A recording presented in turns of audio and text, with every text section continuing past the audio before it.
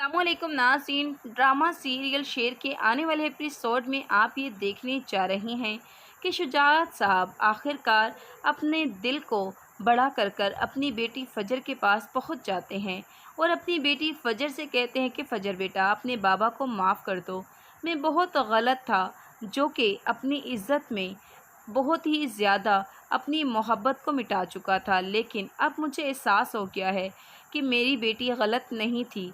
गलत तो वो हमारे बड़ों के फ़ैसले थे जो कि हमने सिर्फ़ और सिर्फ नफ़रत के तहत किए। ये सुनकर फ़जर बहुत खुश होती है और कहती है कि बाबा, सब कुछ ठीक हो गया और सबको अपनी गलतियों का एहसास हो गया, बस यही मेरे लिए काफ़ी है।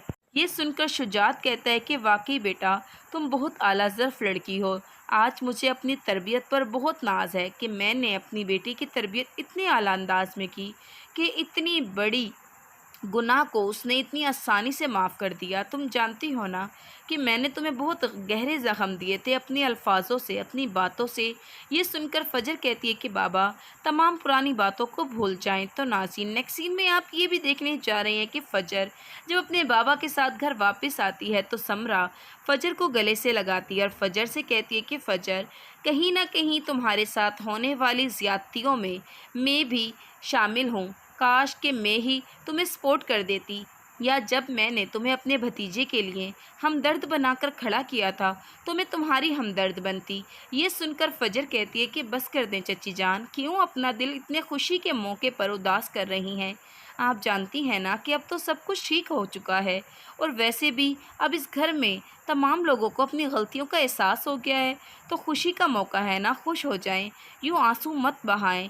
ये सुनकर समरा कहती है कि हाँ, खुशी का मौका तो है, लेकिन तुम जानती हो कि अब गया वक्त हाथ नहीं आएगा, क्योंकि गुज़रे हुए वक्त में जो तलखियाँ थीं, गुज़रे हुए वक्त में जो दुख छुपे थे, कहाँ से उन दुखों को भुलाऊँ। ये सुनकर फ़जर अपनी चची जान को तसल्ली देती है और कहती है कि चची जान, सब कुछ ठीक हो जाएगा। माना कि गुज़रा हुआ वक्त वापस नहीं आ सकता, लेकिन आने वाले नए वक्त में अच्छी और प्यारी प्यारी यादें बनाई जा सकती हैं। तो नाज़रीन, नेक्स्ट सीन में आप ये भी देखने जा रहे हैं कि ताज बीबी अपने भाई शुजात के पास आती हैं और कहती हैं कि शुजात भाई, मैं जानती हूँ कि हम लोगों ने जो भी किया या जो भी गुनाह काका साहिब से हुए वो बहुत गलत थे, लेकिन इन सब की सज़ा तो मुझे मिली है ना।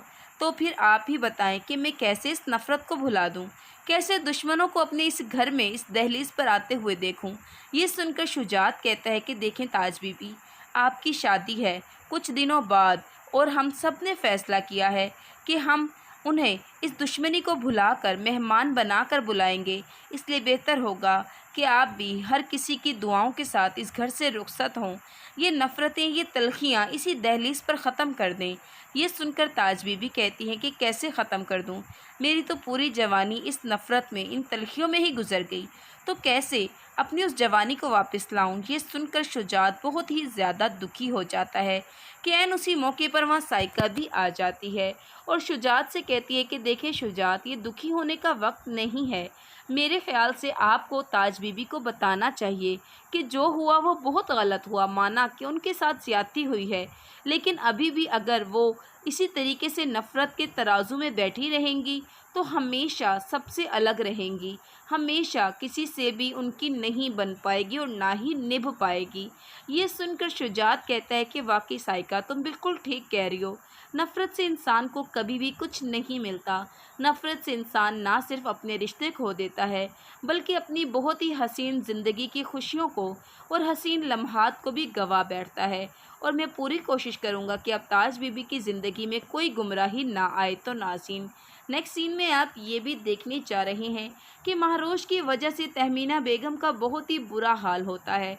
इस पर मरजान अपनी छोटी अम्मी के पास आती हैं और कहती है कि अम्मी, क्या बात है, आप क्यों परेशान हैं। ये सुनकर तहमीना बेगम कहती है कि मरजान, तुम महरोश की बड़ी बहन हो, अपनी बहन के पास जाओ, उससे बात करो, आखिर उससे पता तो लगाओ कि किस वजह से वो इतनी परेशान है।